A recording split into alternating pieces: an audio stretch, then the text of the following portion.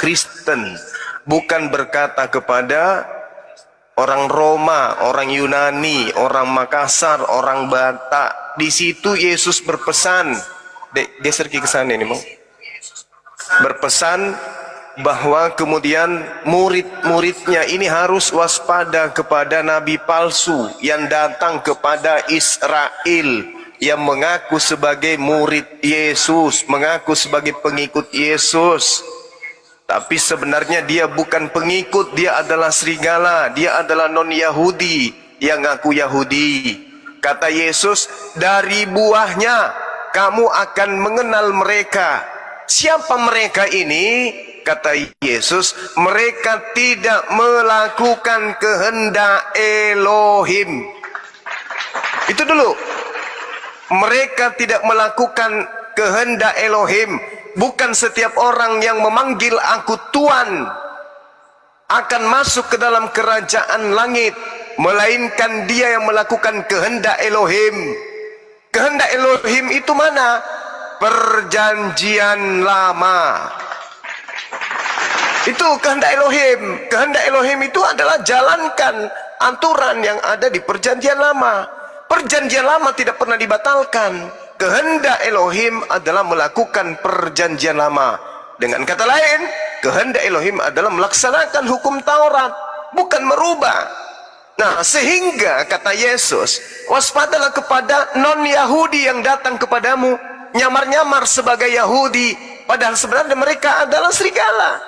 Dari buahnya kau mengenal mereka. Apa buahnya? Apa tanda-tandanya? Pengikutnya memanggil aku Tuhan, bermujizat, bernubuat, mengusir setan pakai namaku. Tapi pada saat itulah aku akan berterus terang kepada mereka, enyahlah daripadaku, kalian semua adalah pembuat kejahatan. Wa idza husyiran nasu kanu lahum a'da wa kanu bi ibadatihim kafirin. Pada saat manusia dikumpulkan seluruhnya nanti, apa yang mereka sembah akan menjadi musuh. Maksudnya, Kristen yang menyembah manusia bernama Yesus akan menjadi musuh Yesus. Dan Yesus akan mengingkari semua penyembahan-penyembahan yang dilakukan oleh orang Kristen. Enyahlah daripadaku, kalian semua adalah pembuat kejahatan. Aku tidak mengenal kalian. Nah, siapa kalian di situ? Kalian adalah orang-orang yang memanggil Yesus Tuhan, tetapi dalam prosesi keagamaannya tak satu pun yang dilakukannya itu adalah kehendak Bapa. Contoh, menyembah Yesus, itu kehendak siapa? Ibadah hari Minggu, itu kehendak siapa? Makan babi, itu kehendak siapa? Mengimani Paulus sebagai rasul, itu kehendak siapa? Menggantikan perjanjian barunya Yahudi, yaitu Taurat, dengan perjanjian barunya Romawi, yaitu surah-surah Paulus. Itu siapa yang punya kehendak? Tak ada, itu hanya kehendak Bapak Paulus.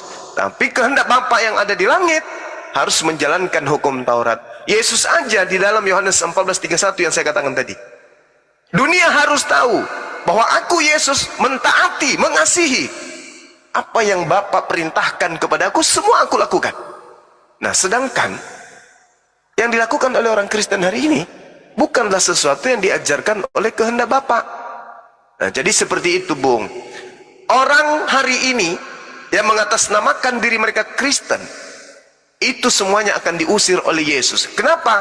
Karena mereka menyembah anak orang, menyembah anak Maria, bukan atas kehendak Bapa. Itu aja. Silakan.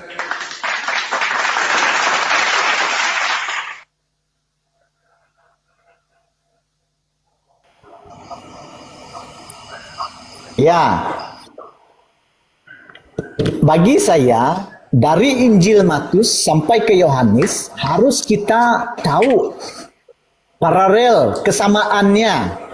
Jangan ambil satu ayat baru dia mengatakan begini. Harus tahu penafsirannya. Kristen Yahudi, tahu berapa Kristen Yahudi di Israel? Saya bertanya. 0%.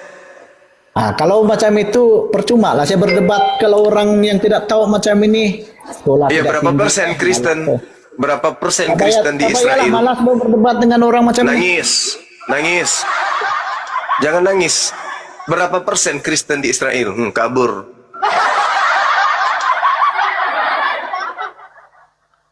Jadi susah membodohi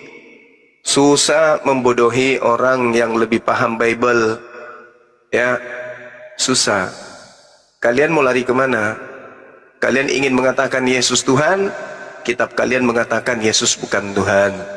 Kalian ingin mengatakan Kristen pengikut Yesus, kitab kalian mengatakan Kristen orang yang diusir Yesus. Kalian ingin mengatakan apa lagi? Paulus itu rasul, kitab kalian mengatakan Paulus itu adalah sang pembinasa keji.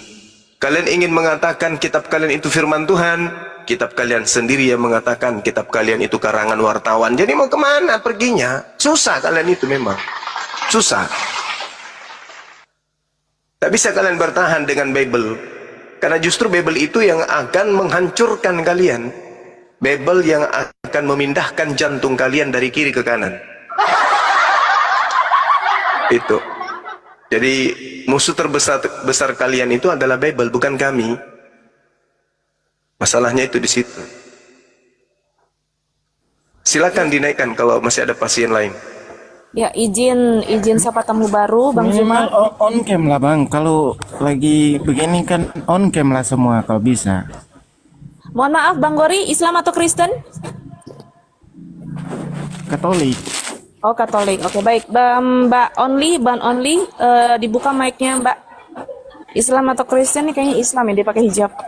Kristen. Islam. Oh, Kristen. Oke, dilanjut. Macam nggak tahu silakan aja disanggah. Kristen. Silakan disanggah, silakan. Silakan bantah argumentasi saya. Yang Ya, diusir Yesus adalah Kristen. Silakan. Aku izin nanya Pak. Sebenarnya aku mau nanya gini. Iya. Sebenarnya Alkitab itu salah atau sesat atau emang Yesus aja yang bukan Tuhan gitu. Kan orang Kristen ini mentuhankan Yesus gitu. Jadi yang salah Alkitab atau orang-orangnya. Itu aja Pak. Baik. Kalau saya ditanya yang salah Bible-nya atau orang-orangnya. Minimal on cam semua lah. Jangan jadi pengikut. Yang salah ya dua-duanya. Penulis Bible itu tidak pernah kemudian berpikir kalau tulisannya kelak lolos di konsili. Pada saat terjadi kemudian kanonisasi kitab, mereka tidak pernah sadar kalau kitab mereka kelak akan menjadi kitab suci oleh sekelompok orang barat. Tuh, Lukas tidak pernah berpikir, penulis Yohanes pun demikian. Bahkan kalau Anda lihat seluruh surat Paulus itu ditulis Paulus bukan untuk dunia, bukan untuk seluruh dunia. Seluruh tulisan kitab-kitab Paulus itu ditujukan kepada orang per orang atau kelompok tertentu atau jemaat tertentu, bukan untuk seluruh umat manusia. Nah, salahnya kemudian adalah orang-orang Kristen itu tidak pernah mendalami Bible. Mereka tidak pernah mendalami. Mereka hanya percaya, bayar perpuluhan, percaya. Itu aja terus. Mereka dienakkan kemudian oleh janji-janji gereja, yang mana janji itu tidak bersumber dari Yesus. Jadi kalau Anda tanya yang mana yang salah, dua-duanya salah. Penulis Bible salah, Anda pun salah. Mengimani sebuah pernyataan-pernyataan wartawan yang Yesus pun tidak kenal kepada mereka. Demikian. Baik, terima kasih Pak. Tapi saya pernah bertanya demikian juga tapi ini bukan online, ini langsung lah. Saya pernah bertanya, ini ustadznya ini, saya orang Kalimantan Pak. Ustadznya ini bilang bahwa Alkitab itu bukan salah, yang salah orangnya. Nah, sedangkan Bapak bilang Alkitab itu salah juga, orangnya salah juga gitu. Padahal saya juga bertanya langsung di sini, Alkitab tidak salah, tapi yang salah orangnya. Di mana salahnya? Karena orangnya mentuhankan Yesus. Itu aja sih katanya Pak. Nah, bagaimana tidak dituhankan? Sementara di dalam kitab kalian itu dikatakan telah lahir juru selamat Tuhan di kota Daud. Yang lahir Tuhan. Kolose 2 nomor 9, mulai dari ujung rambutnya Yesus sampai ujung kuku kakinya Yesus, itu semuanya adalah Tuhan. Filipi 2 nomor 6, nomor 7, nomor 8, dewa, Theos, itu menjelma menjadi manusia Yesus. Jadi bagaimana mungkin tidak dituhankan? Sedangkan di dalam kitab saudara dikatakan bahwasanya Yesus itu adalah dewa yang nusul inkarnasi menjadi daging, menjadi manusia. Jadi dua-duanya salah. Belum lagi tampilannya yang tadinya Biblos, Biblika, Bible, berubah nama menjadi Alkitab. Jadi salah semuanya. Salah semuanya. Tulisan Lukas ditulis untuk Theophilus, tulisan Timotius untuk Timotius, Galatia untuk jemaat yang ada di Galatia.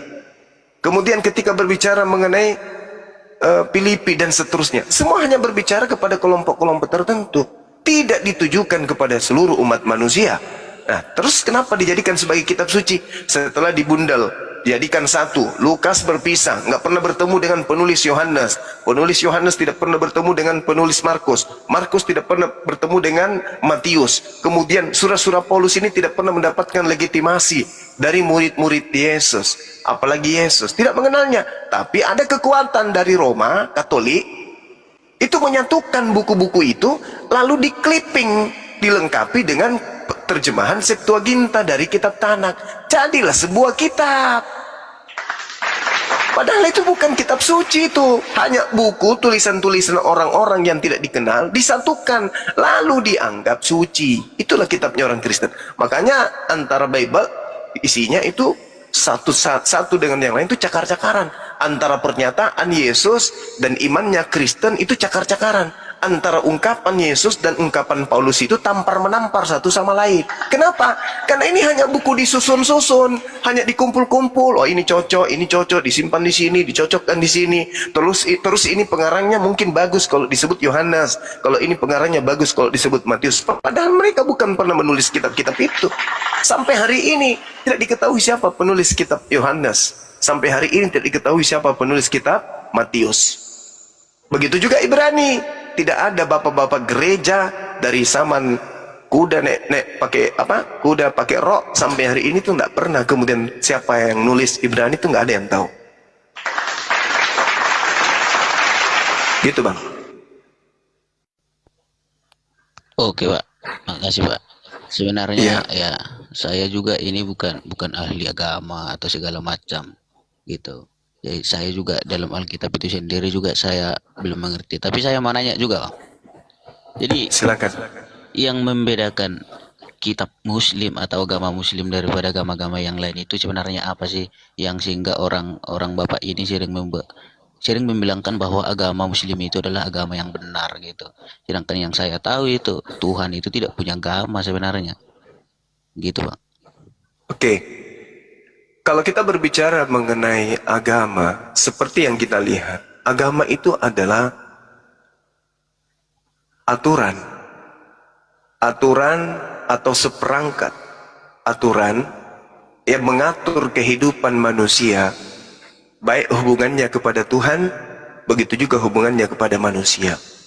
Nah, sekarang permasalahannya adalah, apakah para nabi ada aturan-aturan dari Tuhan yang mengatur dalam pola kehidupan mereka? Ada. Itulah yang disebut agama. Agama itu bahasa kita. Kalau bahasa agama itu disebut jalan. Akulah jalan, akulah kebenaran, akulah hidup. Nah, itulah yang disebut dinul, itu yang disebut agama. Millah, ajaran lurus, ajaran damai sejahtera, itulah yang disebut agama. Maka aturan main, di situ ada Tuhan, di situ ada nabi, di situ ada kitab suci, di situ ada pengikut, di situ ada penganut, disebutlah agama. Seperti itu adanya. Nah, jadi kalau Anda mengatakan Tuhan tidak mengajarkan agama, siapa bilang? Tuhan mengajarkan aturan. Bahkan dari sejak Nabi Adam, Tuhan memberikan aturan. Adam, ini boleh kau makan, ini bisa kau makan, ini tidak boleh. Nah, itulah agama, itulah aturan. Supaya orang itu bisa damai sejahtera, supaya orang itu tidak kacau hidupnya, maka harus tertuntun berdasarkan keinginan Tuhan itu sendiri. Nah, yang terjadi di Islam, kenapa dikatakan Islam itu agama yang hak? Karena kitab sucinya itu rasional, masuk akal. Yang disebut kitab suci bukan hanya kitab yang dianggap suci, kitab itu harus berasal dari Sang Yang Maha Mengetahui.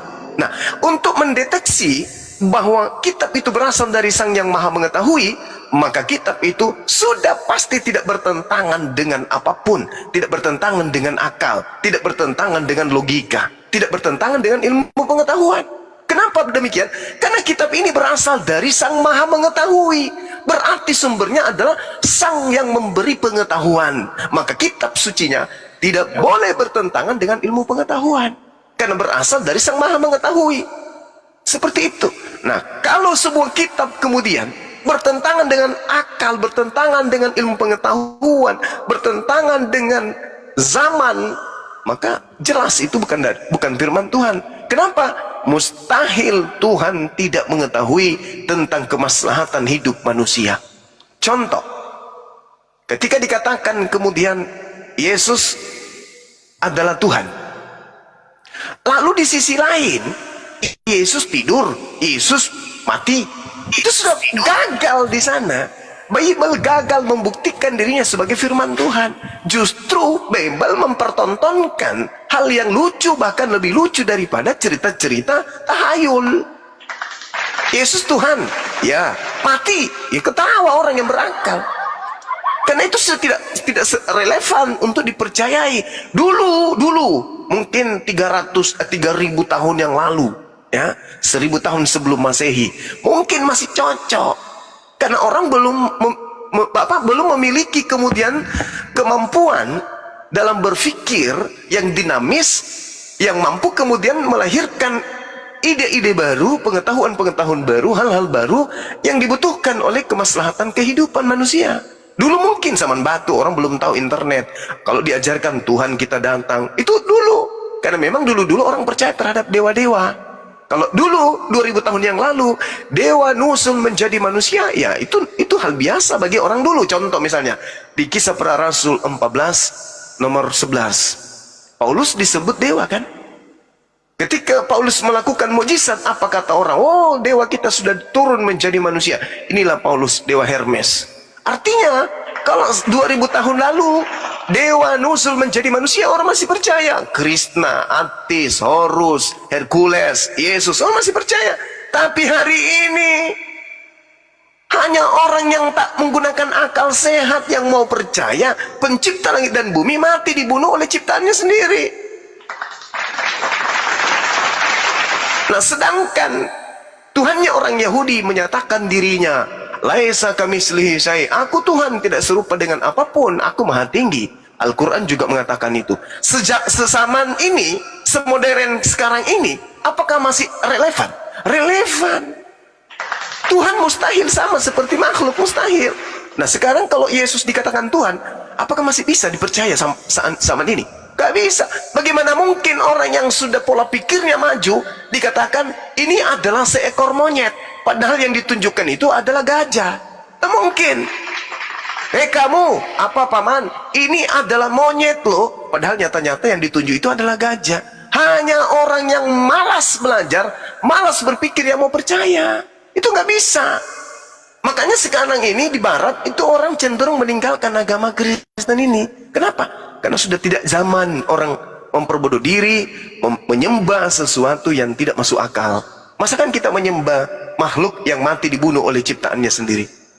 Itu kalau dikatakan demi untuk menebus dosa, itu akal-akalan. Itu tidak ada dalil yang bisa membenarkan kemudian yang berasal dari ajaran para nabi.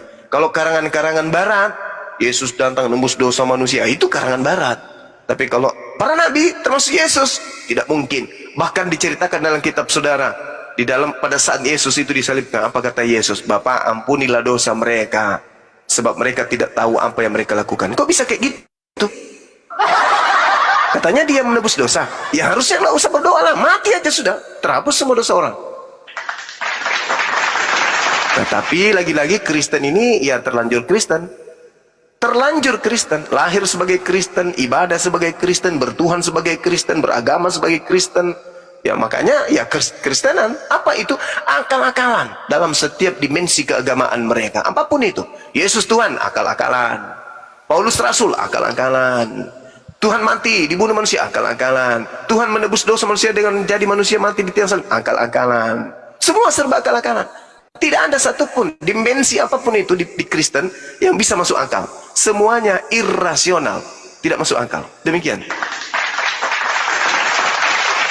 Yo, baik Pak, terima kasih Pak. Saya juga boleh masih nanya Pak. Bebas Boleh, kan, Pak? boleh. Oke. Boleh, silakan. Saya mau nanya juga Pak, gini. Kan kata Bapak tadi itu kayak Muslim itu nggak ada bertentangan. Ini sebelumnya saya mau kasih tahu Pak bahwa itu dulu mulai dari saya bisa apalah istilahnya berpikir gitu tentang ketuhanan ini. Saya ini sebenarnya dulu ateis Pak. Iya.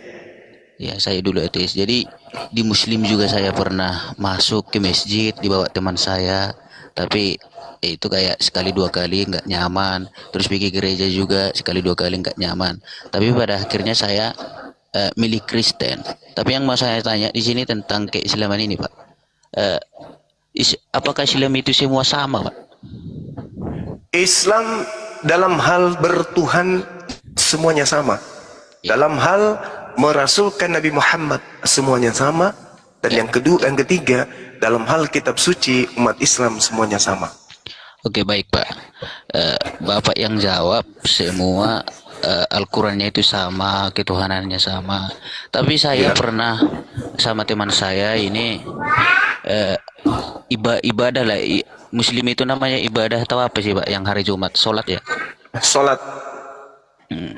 Pulang dari sholat, teman saya kenalkan saya ke apa nama? Ini Ustadz enggak? Aku lupa ini Ustadz atau apa Pak. Tapi dia kayak seorang pekok bala misalnya kalau di gereja gitu. Terus dia apa namanya yang paling saya ingat dari ceramah ini, setelah saya diceramahi dikasih tahu segala macam, ada satu hal yang sangat janggal yang diajarkan kepada saya Pak. Mau tahu nggak Pak?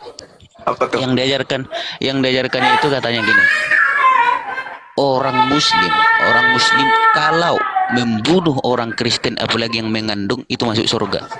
Itu sangat janggal. Waktu itu mulai dari situ saya sadar, kok bisa orang disuruh membunuh orang lain? Itu jelas Pak. Ini nggak bohong-bohongan bahwa disuruh orang Muslim kalau membunuh orang Kristen atau kafir. Itu apalagi yang mengandung itu pahalanya 2 kali lipat. Itu benar atau enggak Pak? Oke, baik. Tadi saya katakan bahwasanya Islam itu adalah agama yang benar disebabkan karena ajarannya, ya, yaitu yang pertama Tuhannya sama, kemudian nabinya sama, dan kitab sucinya sama.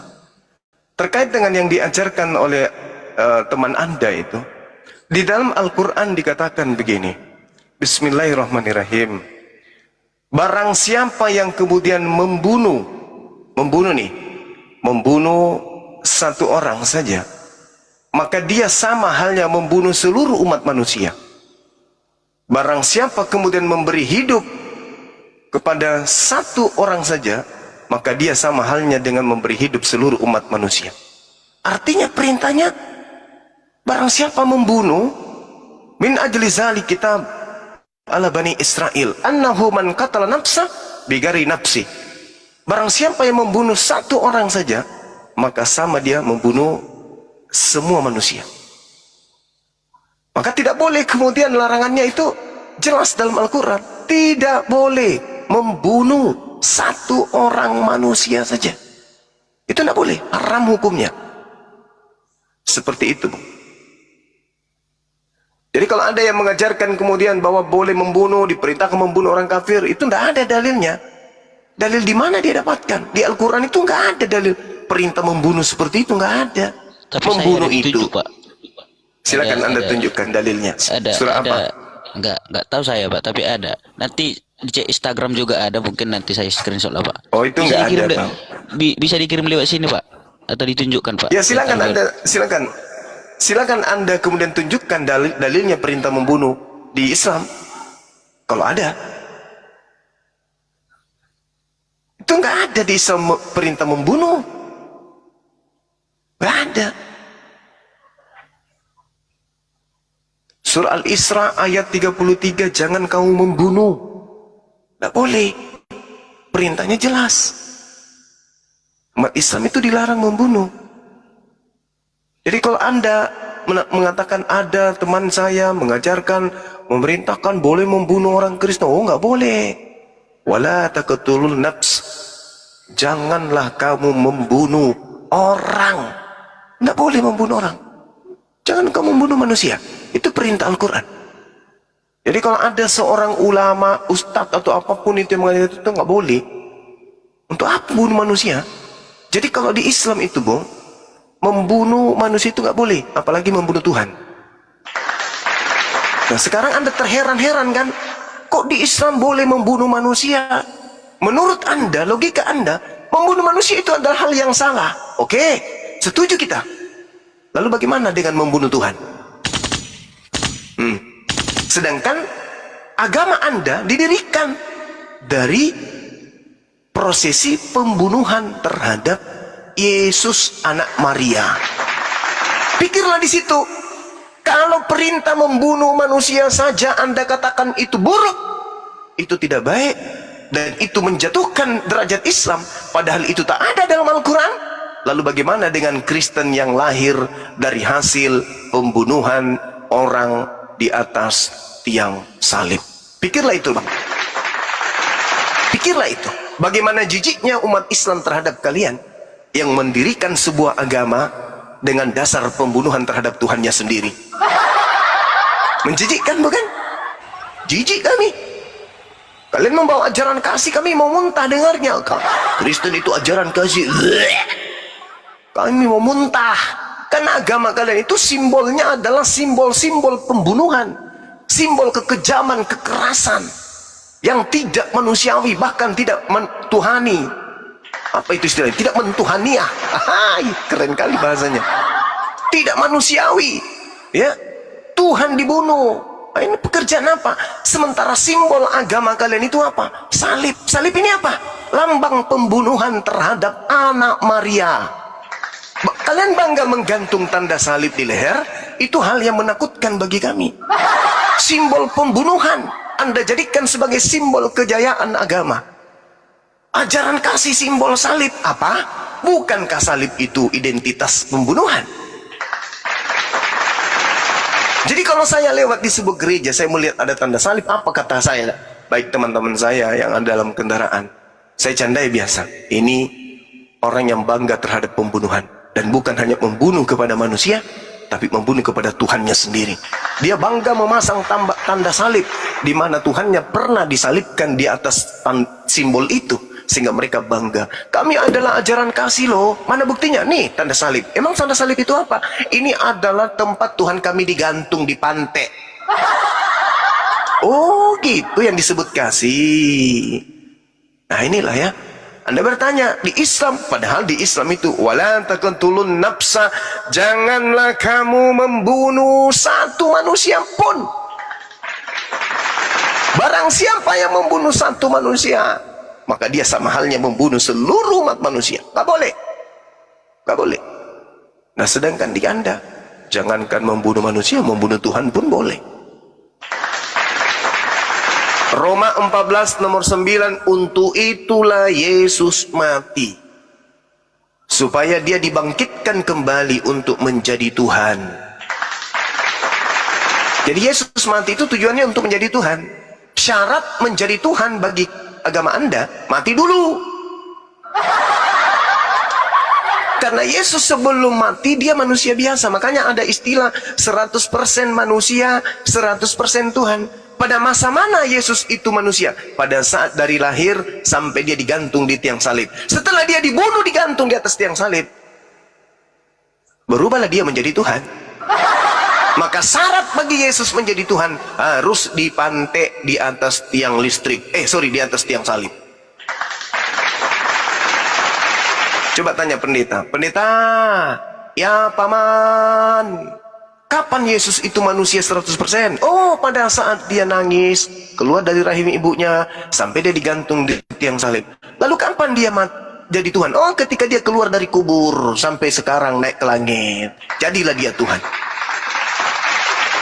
Berarti syarat menjadi Tuhan, mati dulu.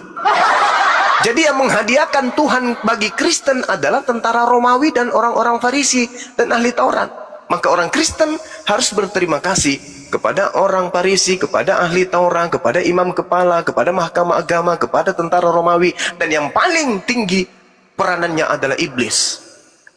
Yohanes 6 nomor 70, akulah yang memilih engkau yang 12 orang, kata Yesus, dan satu di antaramu adalah iblis. Iblis inilah yang merasuki Yudas. Ketika Yudas kerasukan iblis, Yudasnya mengkhianati Yesus. Ketika hasil dari pengkhianatan Yesus ditangkap, hasilnya Yesus dibunuh. Maka orang Kristen secara persekutuan gereja sedunia harus selalu berterima kasih kepada iblis, karena iblislah yang menghadiahkan Yesus di atas tiang salib.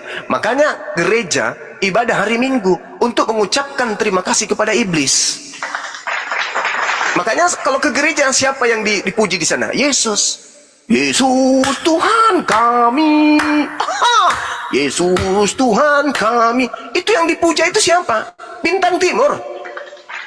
Berterima kasih kepada Bintang Timur yang telah menghadiahkan kepada Kristen Tuhan bernama Yesus. Makanya Yesus yang Bintang Timur itu datang. Akulah Yesus yang telah kau gantung di pohon, sang Bintang Timur gilang gemilang. Nah, setelah itu kemudian maka Kristen sudah memiliki Tuhan sendiri bernama Yesus. Yahudi tetap menuhankan kepada Tuhannya Yesus, yaitu Elohim, tetapi agama baru bernama Katolik sebagai induk dari pecahan Kristen mengganti Tuhan Elohim, mengganti dewa mereka, dewa Hermes, dewa Horus, dewa Atis, dewa Zeus, dewa Hercules, diganti nama mereka, patung mereka dihancurkan, diganti dengan patung Yesus, dan nama Tuhannya berubah menjadi Yesus. Maka pada hari Minggu kalian ke gereja berterima kasih kepada iblis yang ngaku-ngaku sebagai Yesus.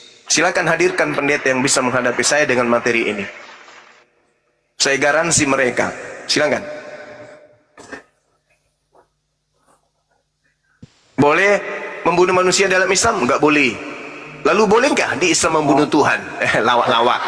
Dibalik di Kristen. Boleh nggak membunuh manusia di Kristen? Boleh. Boleh nggak membunuh Tuhan? Jangankan Tuhan, manusia aja dibunuh, apalagi jangankan manusia, Tuhan aja dibunuh, apalagi manusia. Makanya Kristen itu, Bung, tidak ada sejengkal tanah pun di atas muka bumi ini yang lolos dari pembunuhan, penjajahan Kristen. Tidak ada. Karena memang jangankan manusia, Tuhan kami aja kami bunuh, kata Kristen. Apalagi kalian. Coba Anda lihat. Coba Anda ke gereja. Siapa yang Anda sembah? Yesus kan? Siapa Yesus itu? Tuhan kalian kan? Ini prosesinya jadi Tuhan kapan? Pada saat setelah dia dibunuh. Betul? Betul. Untuk itulah Yesus mati. Supaya dia bisa menjadi Tuhan untuk kita, untuk Kristen. Itu data, Bung. Data. Yuk, Roma 14 nomor 9, Filipi 2 nomor 6, nomor 7, nomor 8. Bahkan taat sampai mati di atas pohon. Untuk apa? Untuk menjadi Tuhan bagi orang barat. Makanya orang Timur Tengah, orang Yahudi, orang Arab tidak menuhankan orang Barat. Hanya kalian yang menuhankan orang Barat. Yesus bule yang kalian sembah itu. Selamat malam Pak Zumo. Malam. Boleh bertanya? Boleh. Saya mau bertanya dua, cuman saling berkaitan aja. Ya, silakan. Akan kitab di dunia ini yang terbesar ini Al-Quran dan Alkitab. Al-Quran dan Bible. Iya. Oh ya, oke, Bible. Apa yang terjadi kelak seandainya Al-Quran itu adalah ciptaan memang benar-benar dari Tuhan? Apa yang terjadi dengan yang tidak mengimani Al-Quran itu? Atau katakanlah orang yang di luar agama Islam? Apa yang terjadi kepada mereka? Itu menurut Al-Quran bagaimana? Dahalal jannah. Apa itu? Masuk neraka. Berarti dahalal jannah? Ya, innalladzina kafaru min ahlil kitabi wal musyrikina fi nari jahannam khalidina fiha abada. Orang-orang kafir di dalam neraka kekal. Oh, kekal ya? Iya, sama seperti Matius 7, Yesus mengatakan orang Kristen di neraka kekal. Kalau seandainya Alkitab yang benar, Ya, nggak mungkin, itu nggak mungkin. Mau dibolak-balik seperti apapun nggak mungkin benar. Tapi, andaikan saja Bible itu benar, maka kasihan Kristen, kasihan sekali. Karena Kristen akan diusir. Matius 7. Tidak setiap orang kecuali yang melakukan kehendak Elohim yang akan masuk ke dalam surga. Pada hari terakhir nanti banyak orang memanggil aku Tuhan, Tuhan. Bukankah kami bernubuat mengusir setan, bermujizat, pakai namamu Yesus? Pada saat itulah aku Yesus akan berterus terang kepada mereka, enyahlah daripadaku, aku tidak mengenal kalian, kalian semua adalah pembuat kejahatan.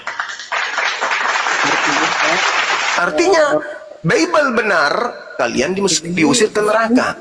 Bible tidak benar, kalian masuk ke neraka. Jadi mau lari kemanapun tetap aja kalian ke neraka. Nah sekarang, kalau Bible itu benar, ada tidak ancaman terhadap orang Islam di dalam Bible? Tak ada. Justru di Bible itu Yohanes 17 nomor 3. La ilaha illallah. Ayat berapa? Isa Rasulullah. Yohanes 17 nomor 3. Hidup kekal itu adalah mereka mengenal engkau satu-satunya Tuhan yang benar dan mengenal Yesus yang engkau utus. Di iman kami itu jelas. Wa isqala Isa bin Maryam ya bani Israel inni rasulullahi ilaikum. Nah sama seperti Yohanes 17 nomor 3. Hidup kekal itu kalian boleh peroleh, yaitu dengan cara mengenal Tuhanku sebagai satu-satunya Tuhan dan mengenal diriku sebagai Mesias, satu-satunya utusan yang ada di tengah-tengah kalian. Jangan kau anggap lagi Lukas utusan, Markus juga utusan, Paulus juga utusan, akulah utusan, tak ada yang lain. Ya, Artinya silakan. Pak, berarti kalau kita mempercayai Al-Quran kita masuk surga, tidak mempercayainya kita masuk neraka, dan kita mempercayai Bible pun kita masuk neraka. Itu Ya. pandangan Pak Zuma ya? Betul sekali. Oke. Oke, terima kasih Pak Zuma. Mohon maaf ini ganggu waktunya. Terima Iya. kasih. Terima kasih atas pertanyaannya. Oke, boleh turunkan saya, host. Silakan.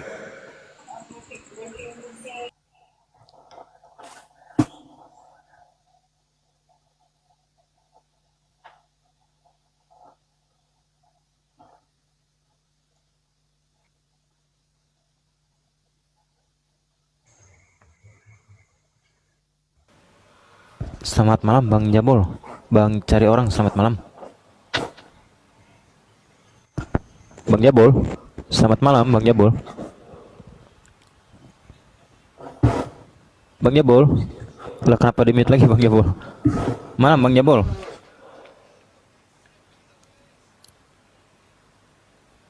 Jadi perangkat mungkin ya. Dibuka mic-nya Bang Jabo. Bang Jabo. Nggak ada jawaban, diturunkan aja. Siap. Oke, Bang Paradise, selamat datang. Assalamualaikum warahmatullahi wabarakatuh. Waalaikumsalam warahmatullahi wabarakatuh. Waalaikumsalam warahmatullahi Waalaikumsalam warahmatullahi wabarakatuh. Ini Gurunda izin Bang Paradise ini kemarin sampai ini dia minta banget gitu Gurunda untuk bisa ngobrol sama Gurunda gitu. Dari sekte mana, Dek? Dia dari Islam Bang, apa Gurunda? Dia Dari Islam? Dia dari Islam dan dia kebetulan kepingin banget gitu apa menyapa Masuk Bang Islam. Zuma. Enggak ada ingin menyapa Gurunda katanya. Oh, silakan Bang, Paradise. Paradise. Assalamualaikum Bang Zuma, Gurunda Zuma. Waalaikumsalam warahmatullahi wabarakatuh. Iya Bang Zuma, saya sedih loh naik di Kumali ini Bang Zuma. Akhirnya bisa? cita-cita aku tercapai Bang Zuma. Orang mana, Ki? Orang Makassar Bang Zuma. Aku tinggal bilang di Daya. memang, Ji. Di mana Ki Daya, Sing? Di Pacerakang Bang Zuma. Dekat patung ayam gitu. Iya di belakangnya Bang Zuma. Oh, iya. Ini walaupun bisa cerita begini Bang Zuma, bahagia sekali kak bisa naik di Komalta. Alhamdulillah. Alhamdulillah. Iya. Bagaimana kabar Bang Zuma? Sehat-sehat aja Ki? Sehat. Alhamdulillah. Ini saya sudah 4 hari di Medan cari gereja dijual, belum temukan, belum ada.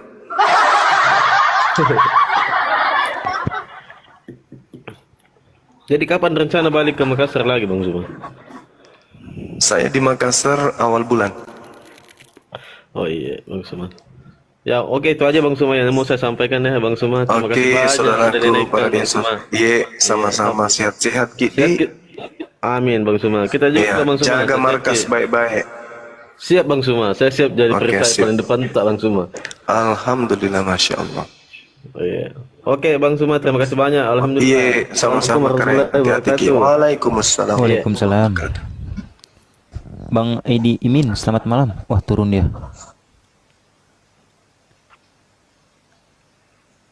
Kayaknya bisa salam nih. Assalamualaikum. Waalaikumsalam warahmatullahi wabarakatuh. Adinda Alfi, masya Allah. Sehat Bang Suma. Sehat-sehat, Dek. Sehat. Alhamdulillah, sehat-sehat untuk kita semua. Yang di Iya. atas maupun yang di bawah. Saya kalau habis mendengarkan kajian Dinda Alfi ini, saya sehat lagi kembali.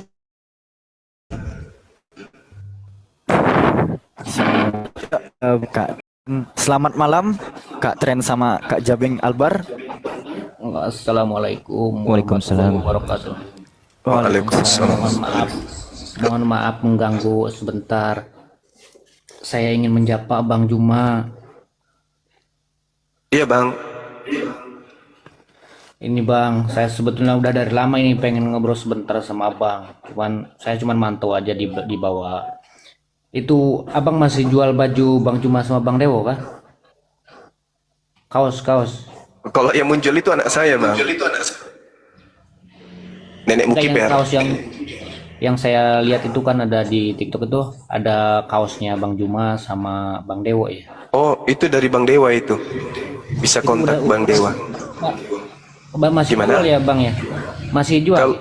Kalau Nenek Mukiper masih. Itu kan yang ada gambar Bang Juma sama Bang Dewo ya? Gambarnya Bang Zuma aja yang ada. Enggak sama Bang Dewo. Enggak, saya enggak mau nanti dibilang saya pansus sama Bang Dewa. Cukup saya aja sendiri. Gak enak. Tapi punya Bang Juma masih ada kan yang gambarnya Bang Juma aja? Ada Kemana saya kalau pesan Bang itu? ke anak saya pastinya. Ya, yang mana Bang? Bisa catat nomor kontaknya boleh? Oke, nanti saya catat ya sebentar ya. Oke. Oke Bang, bisa disebutin Bang? Sabar ya. Oke Bang. Mohon izin ya teman-teman. Mohon maaf mengganggu ya Bang Juma ya. Ya, Silakan. 08 08 tambah 77 08 berapa Bang? 08 tambah 77 77 tambah 083 803 083 Terbalik. 083 48 plus 222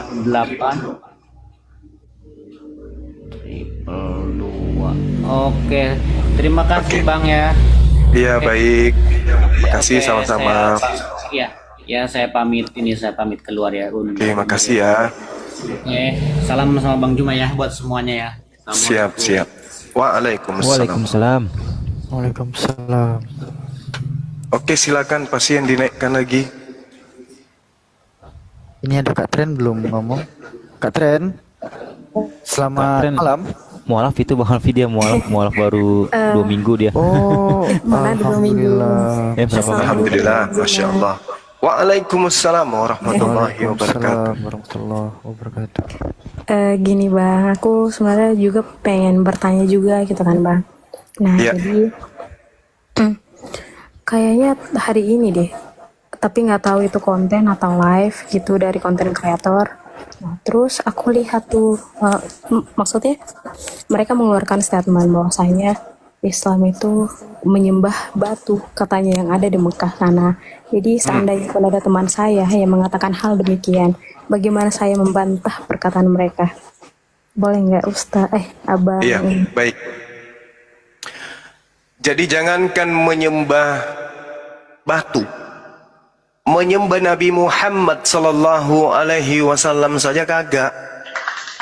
Padahal Al-Quran itu 100% terlontar dari lisan beliau. Apa yang diketahui oleh ilmuwan hari ini, terkait embrio atau apapun itu semuanya berasal dari mulut Rasulullah. Kalau umat Islam itu tidak memahami tentang ilmu tauhid, bagaimana mengesahkan pencipta alam semesta, ngapain nyembah batu, nyembah baginda Rasulullah Muhammad SAW? Karena beliau melontarkan Al-Quranul Karim, dan Al-Quran itu relevan dengan kehidupan manusia. Berarti ucapannya ini tidak ada yang salah, tak ada yang keliru. Nah, kalau dikatakan tapi dia sudah mati, enggak, dia sudah kembali kepada tempatnya semula. Karena Al-Quran mengatakan bahwa jangan kau menyangka orang yang mati jihad di jalan Allah itu meninggal, mati. Sesungguhnya mereka hidup. Nah, boleh dong kalau misalnya sekiranya kami ingin seperti umat pagan menyembah sesamanya makhluk, mending sembah Rasulullah. Apalagi nyembah batu. Nah, bagaimana? Kenapa umat Islam itu kemudian sujud menghadap ke Ka'bah? Karena itu adalah perintah Allah untuk menyatukan arah sujud. Sebenarnya pertanyaan itu adalah pertanyaan yang dilahirkan dari rasa iri dengki, cemburu atas keindahan yang terjadi dalam prosesi ibadahnya umat Islam. Mereka cemburu. Ini Islam kok di mana-mana ketika mereka beribadah bertumpu pada satu titik aja. Ternyata di Bible seluruh nabi-nabi itu memiliki batu tugu di dalam beribadah. Coba lihat di dalam Bible. Apakah kemudian ada istilah Baitel, Bait Suci, Bait El, Baitullah? Ada kan istilah itu? Apakah kemudian nabi-nabi, Nabi Daniel sujud menghadap ke Betel 3 kali dalam sehari semalam? Ada. Nabi Musa, Yakub, Daud, Salomo, mereka semua punya bait di mana mereka sujud beribadah menyembah kepada bait situ, menyembah kepada batu tugu tersebut. Tetapi bukan menyembah kepada batunya, tidak, tetapi melakukan prosesi ibadah dengan satu arah.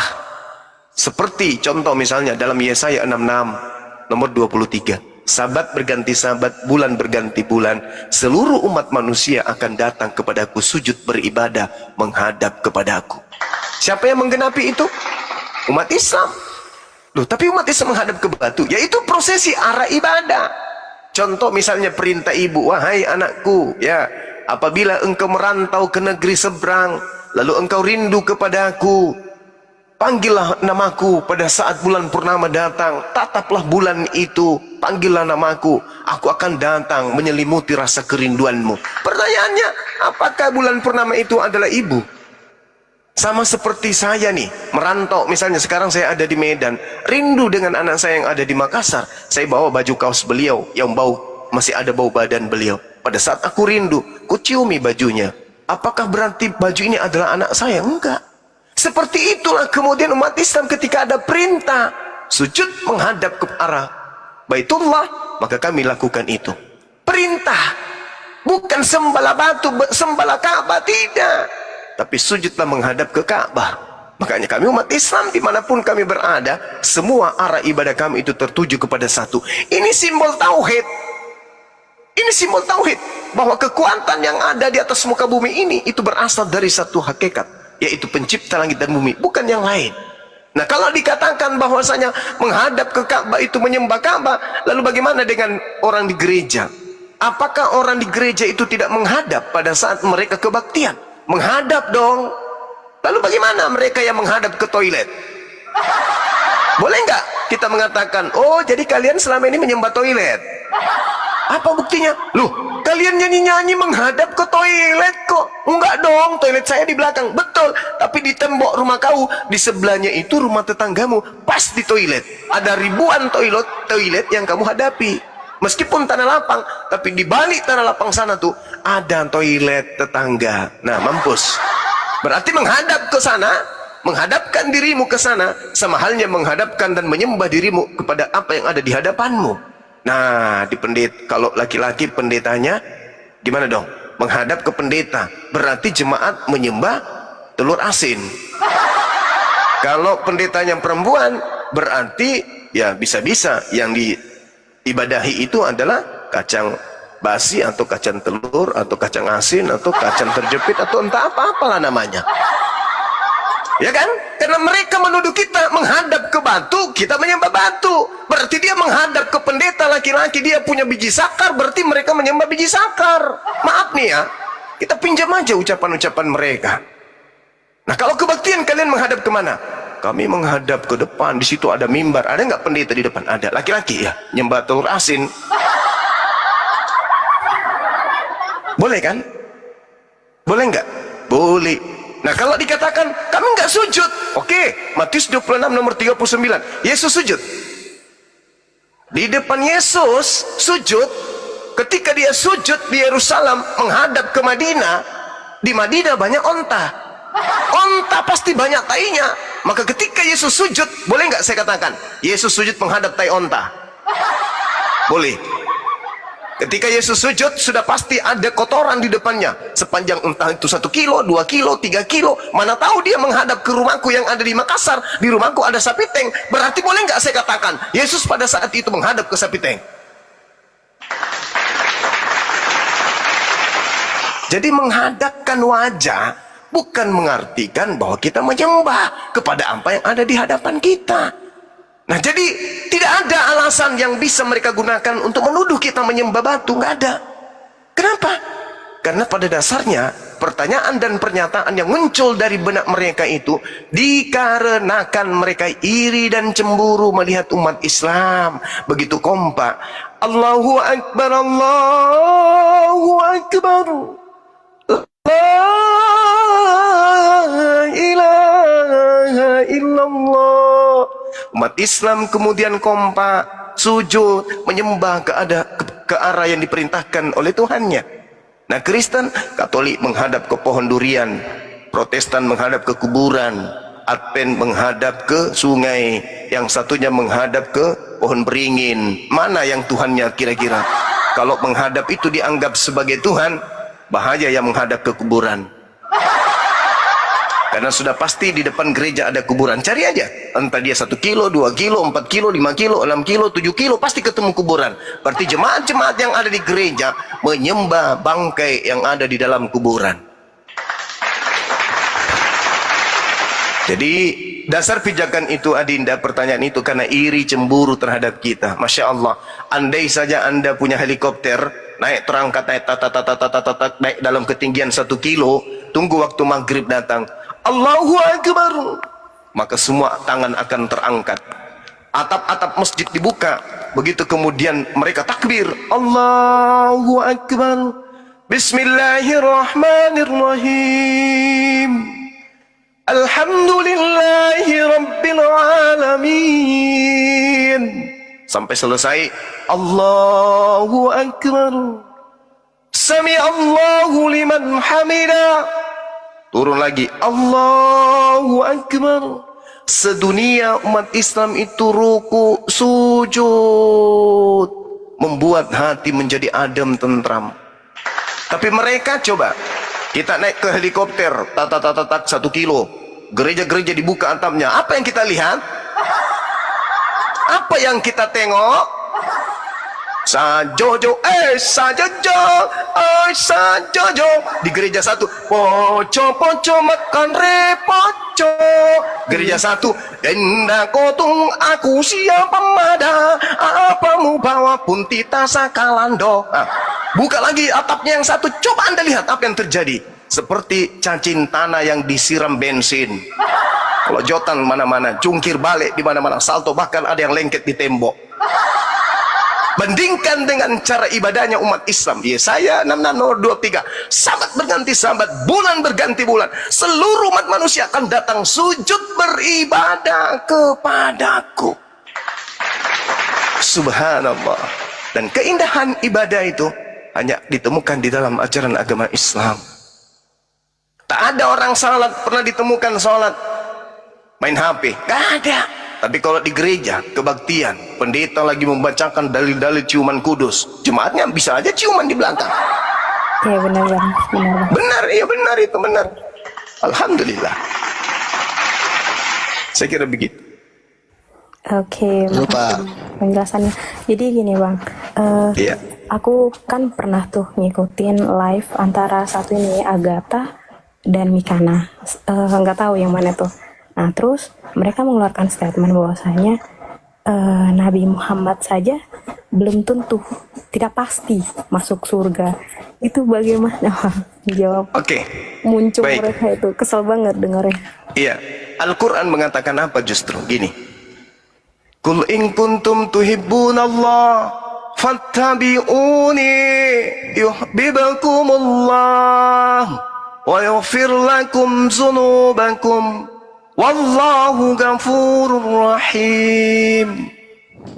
Katakan kepada manusia, wahai Nabi Muhammad, kul, barang siapa yang ingin dicintai oleh Allah, barang siapa yang ingin seluruh dosa-dosanya dihapuskan oleh Allah, maka perintahkan mereka, fattabi'uni, ikutlah denganmu, ikutlah denganku. Maka Nabi Muhammad mengatakan, fattabi'uni, fattabi'uni, fattabi'uni, ikutlah denganku wahai umatku, ikutlah denganku wahai umatku. Maka pencipta alam semesta akan mencintaimu, pencipta alam semesta akan mengampuni segala dosa-dosamu. Makanya Rasulullah berani mengatakan apa? Jaminlah aku 6 perkara, maka aku akan jamin engkau surga. Apa itu? Jaga lisanmu, jaga kemaluanmu, jaga amanah, jaga janji dan seterusnya. Oh, jaga 6 perkara itu, kata Rasulullah, aku jamin engkau surga. Al-Quran surah Al-Mu'minun, Adinda baca dari ayat 1 sampai ayat ke-11. Kalau dibaca itu, beruntunglah kada aflahal mu'minun, beruntunglah orang-orang Islam. Siapa mereka? Yang sholat, yang tidak berzina, menjaga amanah, menjaga janji. Mereka semua, termasuk Rasulullah apalagi, diberikan warisan berupa surga Firdaus. Nah, cuman kenapa Rasulullah mengatakan hal demikian? Karena Rasulullah tidak ingin mendahului kehendak Allah. Karena Islam itu mengesahkan Allah, segala-galanya atas izin Allah, segala-galanya atas kehendak Allah, segala-galanya Allah di atasnya, tak ada yang lain. Maka Rasulullah tidak ingin mendahului Allah, tidak ingin mendahului Allah. Tapi ingat, kalau presiden menjanjikan sesuatu, bisa jadi tidak terjadi karena keadaan. Tapi kalau pencipta alam semesta sudah menjanjikan, maka itu sudah pasti adanya. Hanya umat Islam itu, Rasulullah Muhammad SAW tidak ingin takabur, sehingga ia mendudukkan dirinya sebagai umat Islam, sebagai umat yang memberikan contoh kemudian kepada umatnya sebagai Nabi untuk tawadu. Rasulullah dijamin surga. Dia pemilik telaga Kausar di surga. Dia pemilik telaga di dalam surga, Rasulullah itu. Umatnya pun dijamin memiliki warisan. Al-Quran surah Al-Mu'minun yang tadi, kita dijamin surga, Rasulullah dijamin surga. Tapi kemudian Rasulullah tidak ingin takabur. Semua diserahkan kepada Allah, karena ketetapan apapun itu berasal dari Allah, bukan dari kehendak kemudian Rasulullah. Yesus, coba bandingkan, mengatakan dengan mulutnya sendiri, aku, Yohanes 5 nomor 30, aku tidak dapat berbuat apa-apa dari diriku sendiri. Tapi apa yang terjadi? Tetap aja dianggap Tuhan. Iya benar Bang, benar. Tapi Rasulullah hanya berkata demikian, protes mereka. Wah, tidak ada jaminan. Kata siapa? Kul in kuntum tuhibbunallah fattabi'uni. Bahkan di dalam kitabnya orang Kristen, umat Islam mendapatkan jaminan surga. Mau dalil? Yohanes 17 nomor 3, hidup kekal sama dengan surga itu kamu dapatkan apabila engkau mengenal Tuhannya Yesus, satu-satunya Tuhan yang benar, dan mengenal Yesus sebagai Rasulullah, utusan Allah. Dah selesai, jaminan surganya jelas. Umat Islam dijamin surga berdasarkan Bible. Yohanes 17 nomor 3. Hadirkan pendeta yang bisa membantah saya. Ada nggak jaminan surga bagi menyembah anak Maria? Gak ada. Yang ada malah diusir. Enyahlah daripadaku, kalian semua adalah pembuat kejahatan. Pembuat kejahatan di dalam Matius 13 nomor 50 akan dilemparkan ke dalam api yang menyala-nyala. Berarti Kristen dilempar ke mana? Lemparkan ke api yang menyala-nyala. Selesai. Hidup kekal diperoleh oleh umat Islam. La ilaha illallah, Isa Rasulullah, Yesus Rasulullah, Yesua Hamasya Rasulullah. Selesai. Kristen bisa nggak seperti itu? Enggak. Oh bisa bang, tapi juga mengimani Yesus itu Rasul. Oh ya? Yes. Mari kita intip pada hari Minggu. Di luar gereja dia mengatakan Yesus adalah Rasul kami. Begitu di gereja, Yesus Tuhanku, di manakah kau berada? Rindu aku ingin jumpa. Kok lagi larinya ke nyanyi ya? Kayak gitu. Jadi mereka pembohong, planos, penipu. Mulut mengatakan Yesus Rasul, tapi pada prinsipnya mereka beribadah justru mendudukkan Yesus sebagai Tuhan. Mereka pembohong. Makanya dikatakan oleh Al-Quran, mereka adalah seburuk-buruknya makhluk. Enggak seperti kita kan, di luar masjid kita mengatakan Nabi Muhammad adalah Rasul. Begitu kita masuk ke masjid, kita sembah, itu pembohong namanya. Kita di Islam, dimanapun kita berada, Nabi Muhammad adalah Rasulullah, Rasulullah, Rasulullah. Di hadapan Tuhan, Rasulullah, Nabi Muhammad itu hanya Rasul, hanya Rasul. Di depan orang banyak, Nabi Muhammad itu hanya Rasul. Mereka beda. Kita masuk ke masjid, Nabi Muhammad tetap Rasul. Mereka beda. Di luar, di depan kita, oh kami juga mengakui Yesus itu adalah Rasul. Oh yeah? Kita intip hari Minggu ya. Masuk ke gereja, tepuk tangan, ternyata yang disembah adalah Yesus. Itu namanya pembohong. Pembohong itu lain di mulut, lain di tindakan. Nah itulah mereka. Makanya Yesus mengatakan di dalam kitabnya mereka, enyahlah daripada aku, kalian semua adalah pembuat kejahatan. Seperti itu Dinda. Oke silakan. Maaf kalau kepanjangan. Iya bang, makasih bang. Terus gini bang, sempat aku berdebat sedikit sama adik aku, gitu terkait dengan agama. Terus ada satu pertanyaan yang aku ingat dari dia, kata dia, nanti pada hari kiamat, Yesus lah nanti yang turun ke bumi ini. Kemudian apalah,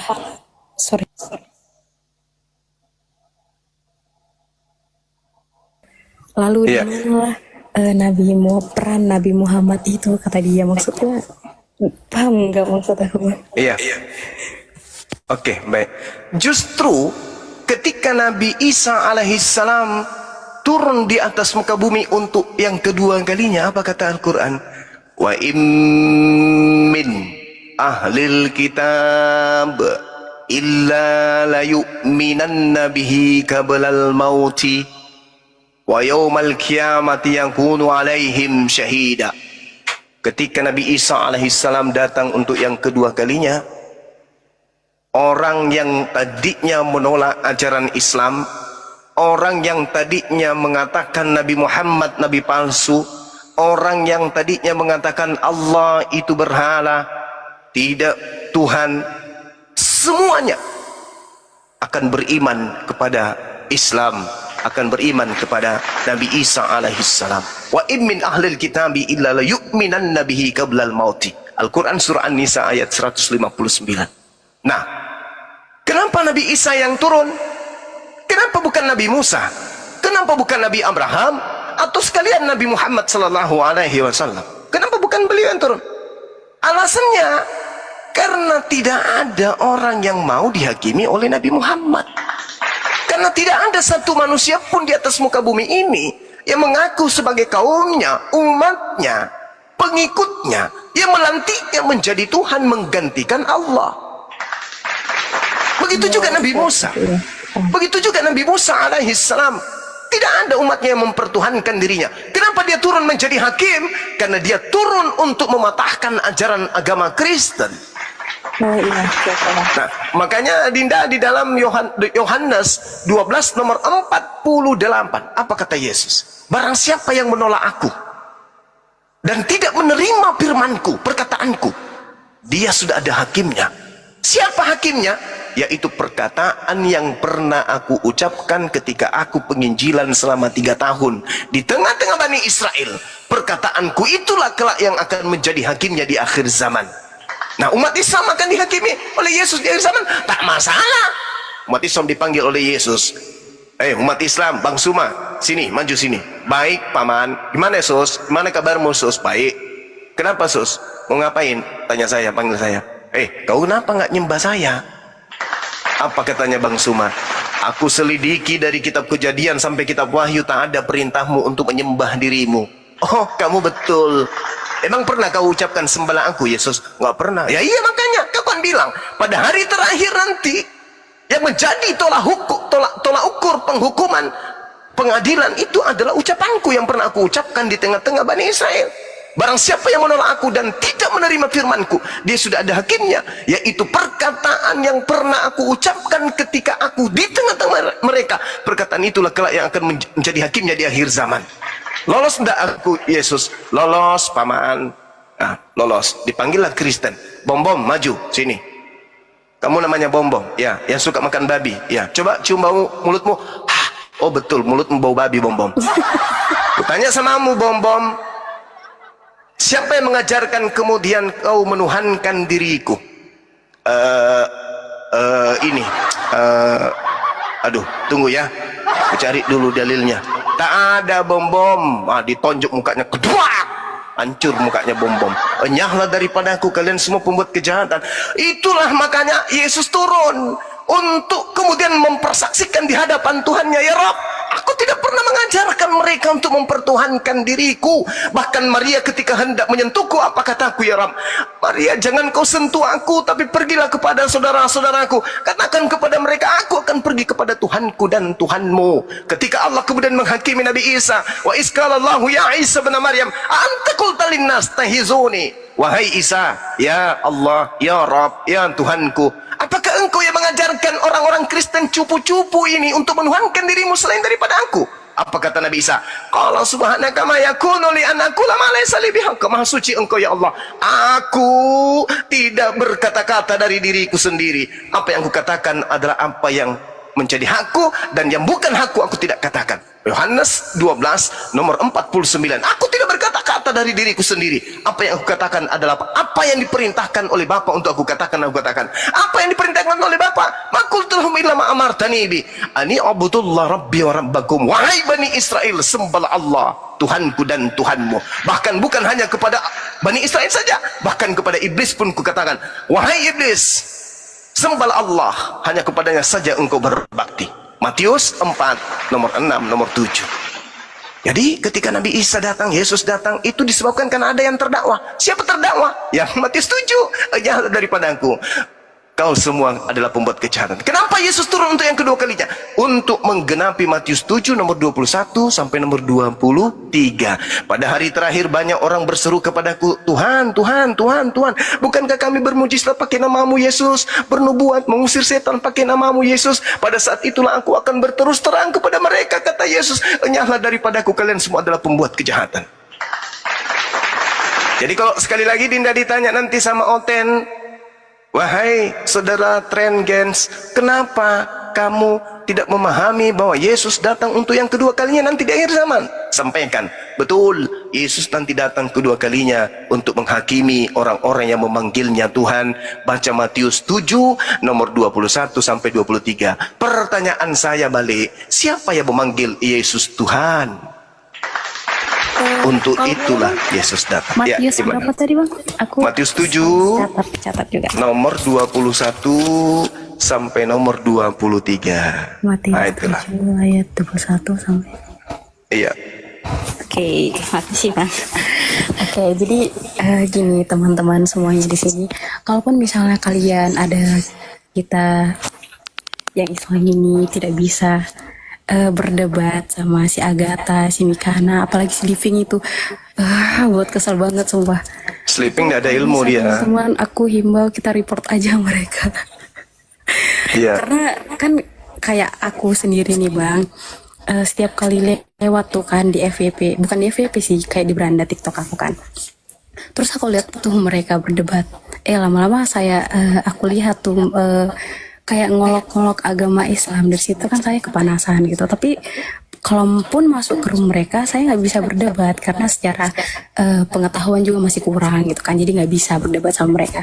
Nah jadi kalau bisa teman-teman di sini, aku himbau report aja mereka. Iya, setuju. Gitu aja sih Bang. Iya, betul. Saya mau si Liping ini, saya tantang Liping ini kalau dengar di situ jangan naik lah, karena kan kita kurang ilmu, jadi jangan mempermalukan ini Islam Iya. maksudnya. Saya sudah coba masuk di komalnya dia, tapi ternyata dia bukan pendebat yang baik. Makanya si Liping kalau dia dengarkan ini, tolong tantangan saya dijawab dong. Kita ke komalnya Yahudi, Bang Billy, netral, bertiga aja kita. Atur timer, Liping versus Bang Zuma. Situ baru kita lihat. Dia adalah sarang tawon yang sudah ditinggalkan tawonnya dan sudah diambil madunya, nggak ada ilmunya, kosong. Sama seperti RK, Saifuddin Ibrahim, Agatha, Rudy Yohanes, itu semua pelawak. Edis, itu semua pelawak, orang nggak ada ilmu semua itu. Cuman mereka berani keluar-keluar karena di komalnya. Begitu dilawan, kita di mute, itu di kick, jadi seenak perut dia aja. Tapi coba di komal netral, atau kita ketemu offline langsung, nggak ada isinya itu. Cuma omong kosong. Gini Bang, kayak aku pernah dengar nih kalau abang ini lagi di Medan ya. Iya, saya lagi di Medan sekarang. Cari gereja yang mau dijual tapi belum ketemu. Ada sih yang saya dapatkan di daerah mana? Daerah Belawan di sana. Tapi begitu tahu yang beli ini adalah Bang Zuma, batal. Dia maunya beli, yang beli itu sesama Kristen. Ya udahlah, mundur lagi kita. Bukan kalau boleh tahu Bang, bukannya mau berdebat gitu sama pendeta di sana? Ya ada, mana ada pendeta udah kayak kalomang masuk semua di dalam lubang. Oke. Jadi Bang, terima kasih penjelasan tadinya. Saya juga dengan penjelasan Abang saya bisa menyangkal perkataan mereka nantinya. Iya, Masya Allah. Dan kalau bisa Kak Ren, intinya sih belajar ikro dulu aja Kak Ren. Ketika memeluk Islam, belajar dulu tentang Islam gitu Kak Ren. Kita tinggalkan dulu, itu pendapat aku Gurunda ya. Iya, belajar Al-Quran dan juga dalami Bible kalau mau jadi debaters. oh bukan itu Bang. Nggak mau jadi debaters, nanti banyak yang benci sama saya. Dari dasarnya memang kita sudah dibenci kok. Oh iya juga sih. Iya.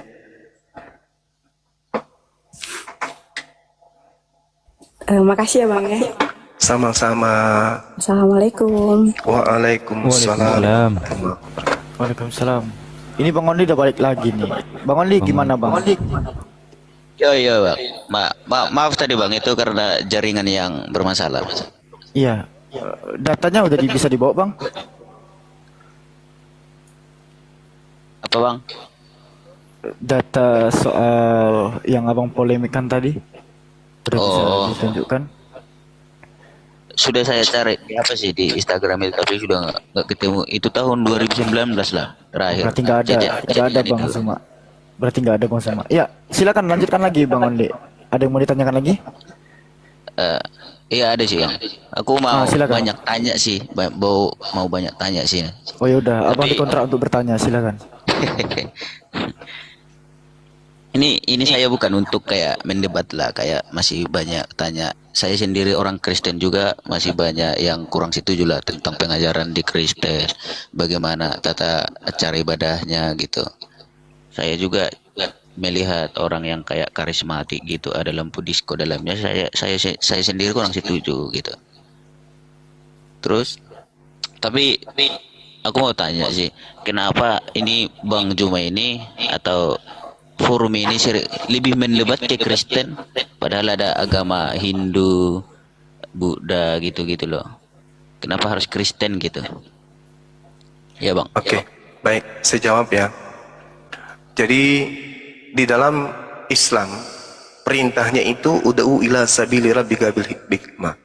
Jadi serulah manusia kepada jalan Tuhanmu dengan hikmah, dengan cara-cara yang baik, hasanah. Itu perintah dalam Al-Quran. Nah, kemudian ada pengecualian, illal ladzina zalamu minhum, kecuali terhadap orang-orang yang zalim di antara mereka.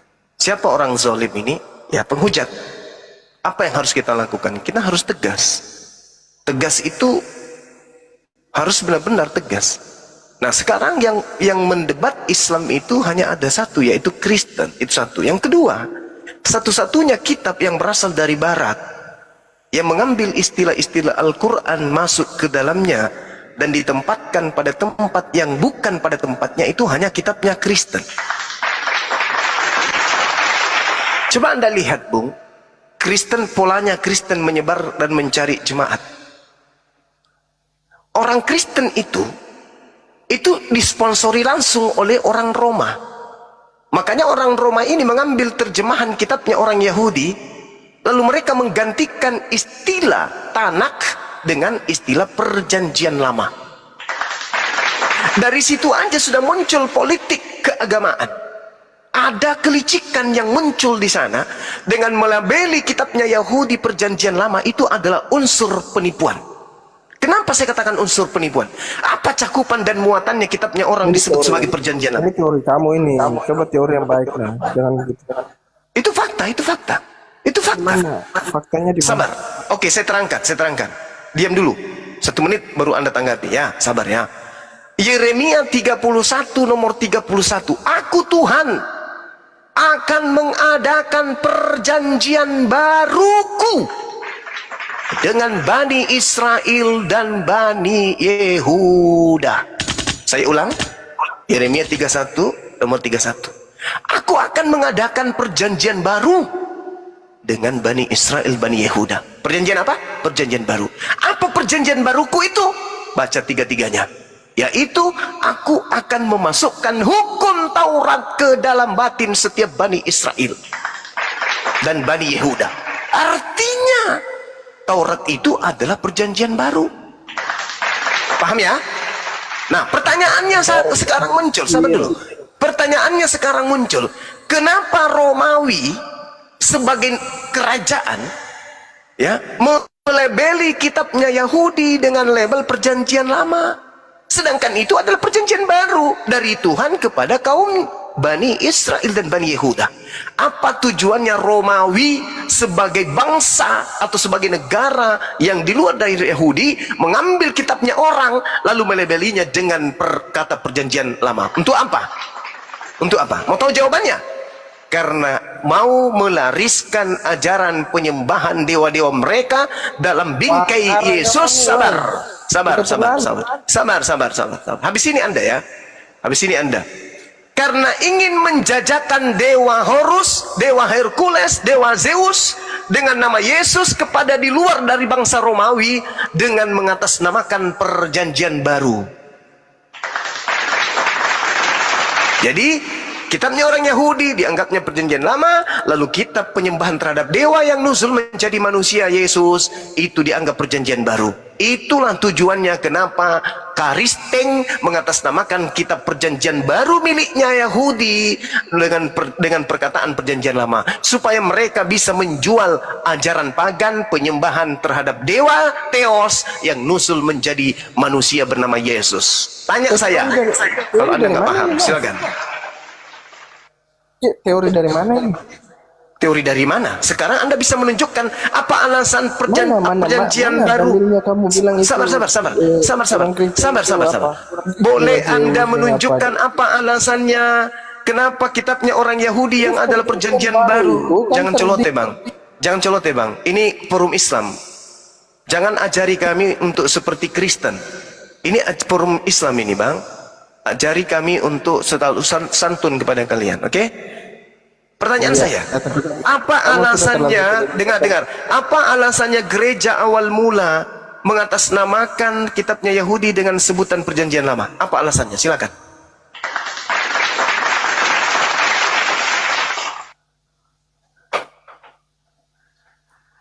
Dibuka mic-nya. Alasan kenapa ulang? Apa alasannya gereja-gereja awal mula mengatasnamakan kitabnya Yahudi yang adalah perjanjian baru menjadi perjanjian lama? Apa alasannya? Silakan. Baru ke lama. Bisa dijelaskan lebih terinci, Bang?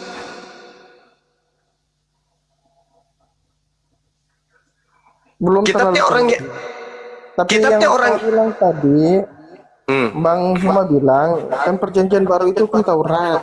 Yes. Sedangkan kita punya perjanjian baru itu Injil. Seperti Markus, Matius, itu dia. Yohanes. Itu yang ketika itu yang Injil. Itulah pertanyaan Itu saya. hukum Taurat. Itulah pertanyaan saya. Kenapa perjanjian baru milik Yahudi disebut perjanjian lama di agama Kristen? Itu loh pertanyaan saya.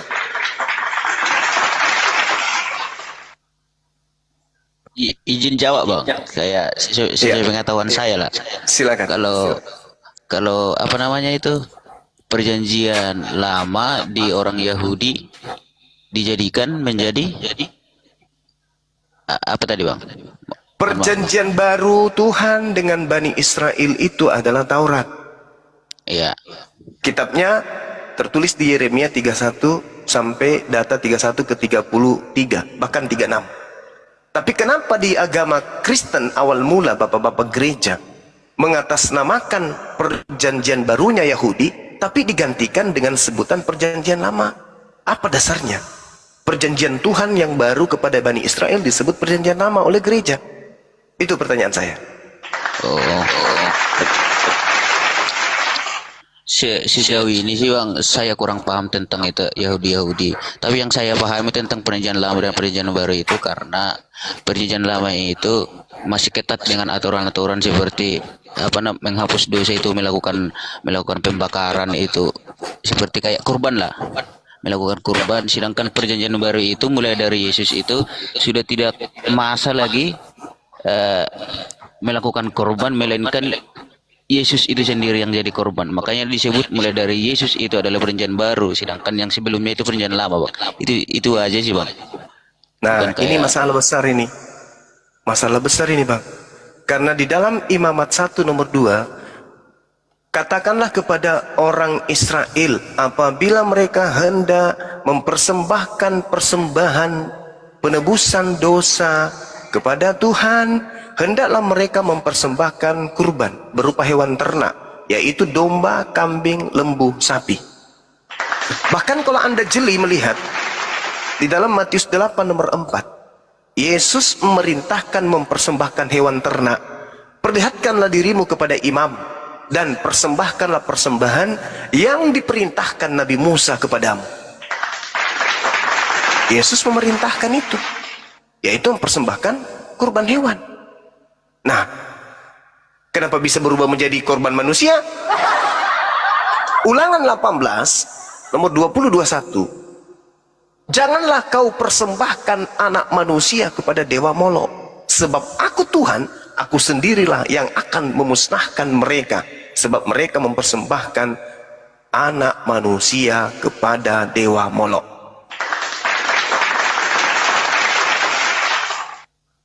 Makanya orang Yahudi itu tidak mau menjadi Kristen, karena menurut Yahudi Kristen itu adalah bidat, agama pagan.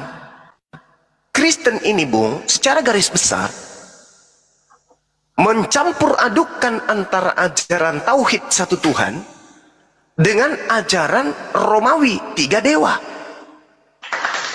Lahirlah Katolik.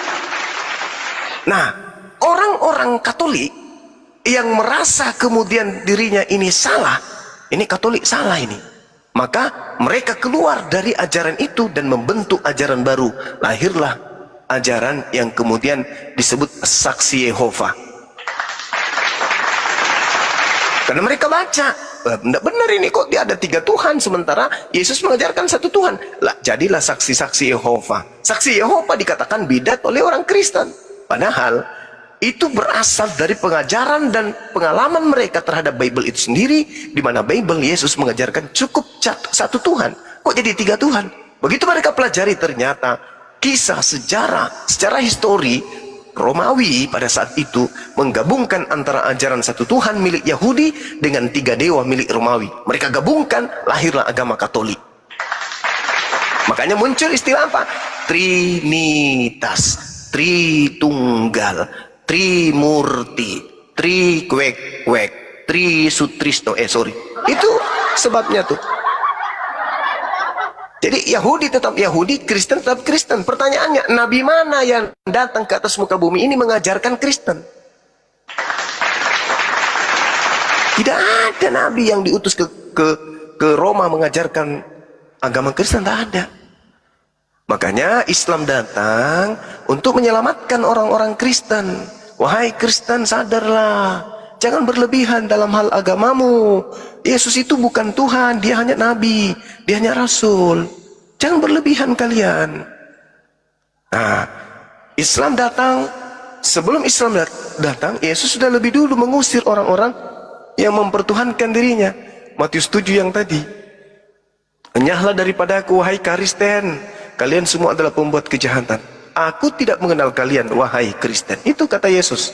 Matius 7, nomor 21 sampai nomor 23. Saya kalau jadi orang Kristen, Bang, baru baca itu pasti saya keluar. Tidak mau saya diusir Yesus. Tidak mau saya. Tidak mau juga saya dikatakan penjahat. Tidak mau. Nah, orang-orang Kristen yang cinta kepada Yesus pasti ke Islam. Pasti mualaf mereka. Karena di Islam lah kemudian tempatnya memadu kasih kepada Yesus. Coba. Di Islam Yesus dimuliakan.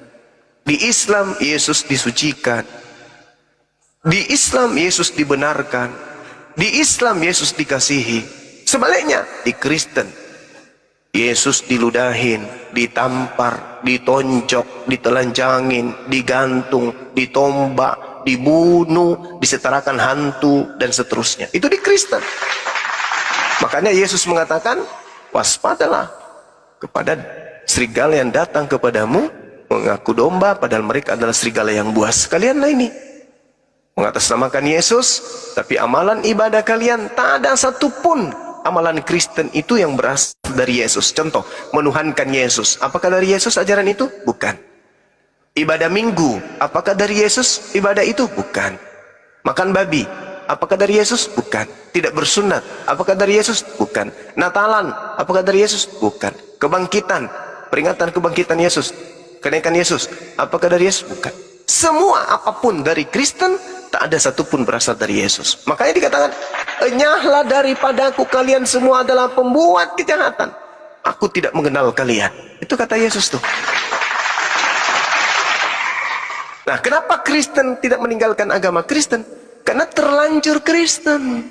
Ibadah minggu, cuma nyanyi-nyanyi, dijanji masuk surga, makanannya bebas, apalagi tidak bersunat, apalagi semua mengenakan. Makanya mereka tetap Kristen bukan karena mereka menemukan kebenaran di Kristen, tetapi karena sudah terlanjur Kristen. Pendeta kenapa? Pastor kenapa tidak menyadarkan jemaat-jemaatnya? Karena sudah terlanjur menerima perpuluhan tiap bulan. Disokong dengan perpuluhan yang membuat hidupnya di dunia ini bermegah-megahan.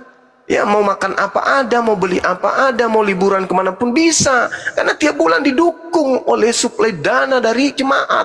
Maka mereka semakin cinta dengan agama Kristen itu. Tapi sadar dalam hati dan kalbunya, dalam kalbunya dan pikirannya, sebenarnya ini salah loh.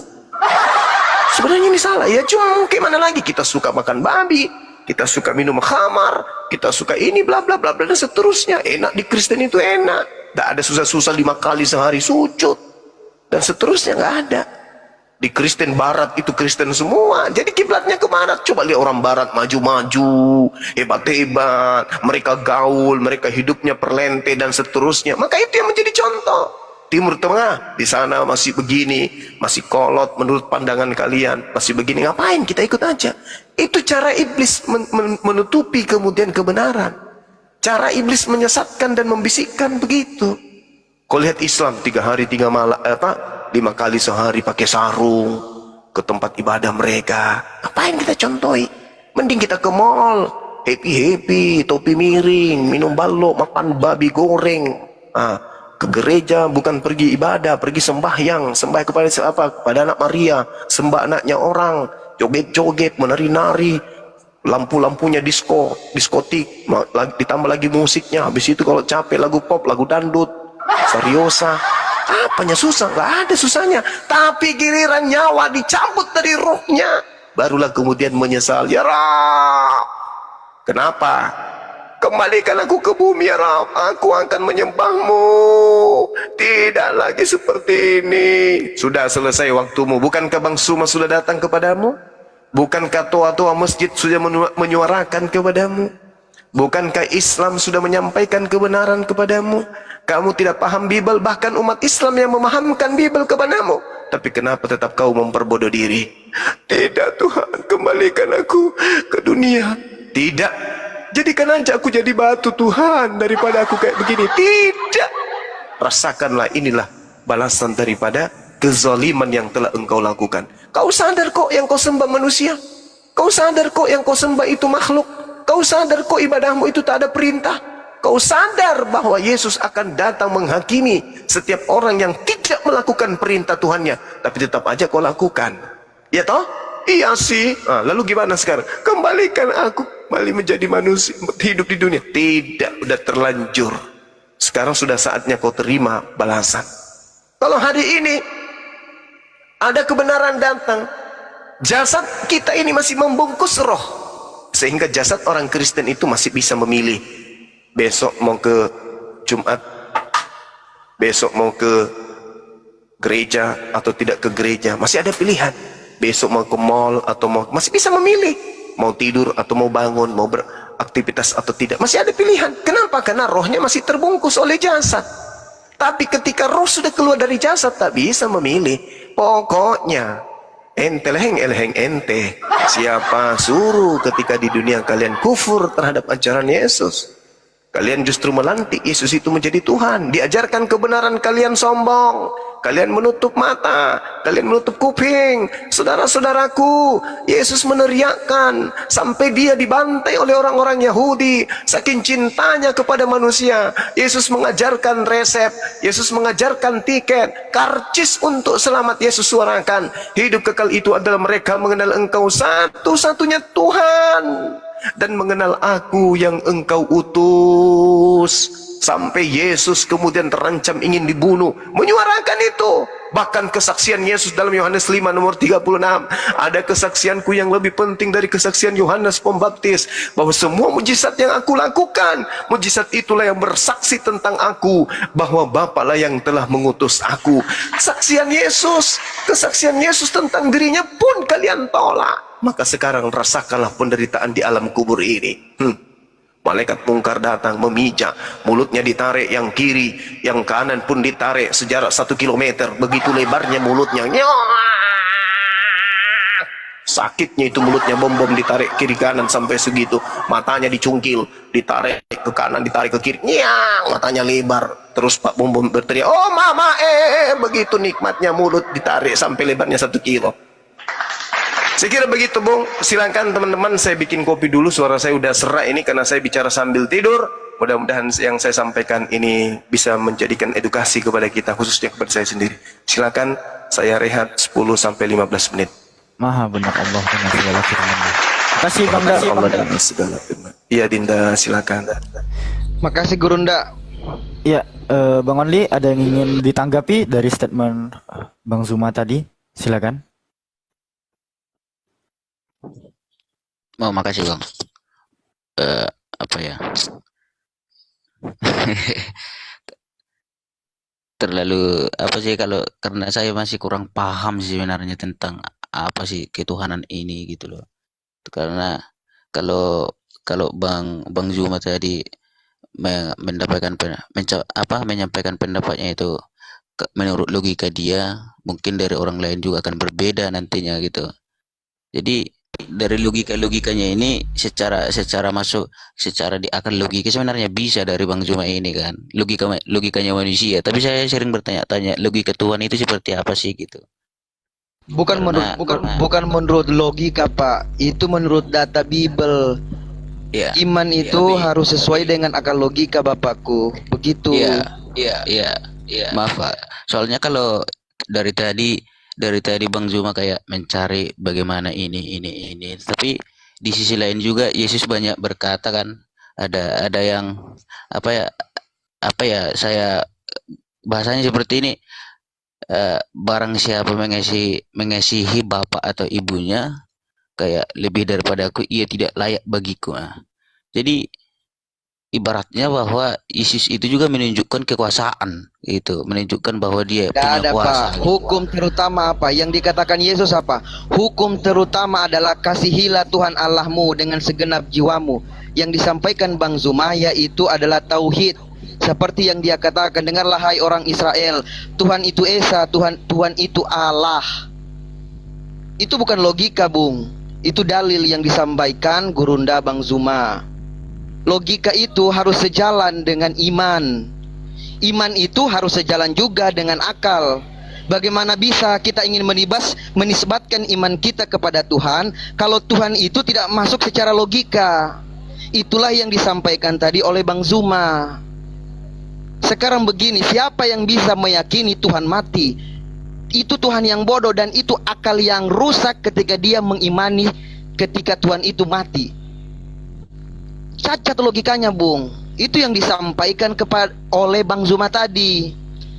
Banyak sekali orang Kristen yang bernubuat tentang apa? Tentang nama Tuhan Yesus, Tuhan Yesus. Dan pada akhirnya dia apa? Diusir. Karena apa? Yesus sendiri tidak pernah mengenal kalian, mengenal Kristen. Bahkan Kristen itu bukan agama. Di mana validasinya Kristen? Di mana validasi Kristen itu sebagai agama? Kalian hanya mengatakan pengikut Kristus. Pengikut Kristus yang sesungguhnya adalah dengan menjalankan perintah apa yang diajarkan oleh Yesus. Apa yang diajarkan oleh Yesus dalam Yohanes 12 ayat 44. Barang siapa yang percaya kepada aku, ia bukan percaya kepada aku, melainkan percaya kepada Bapa yang mengutus aku. Itu perintah Yesus.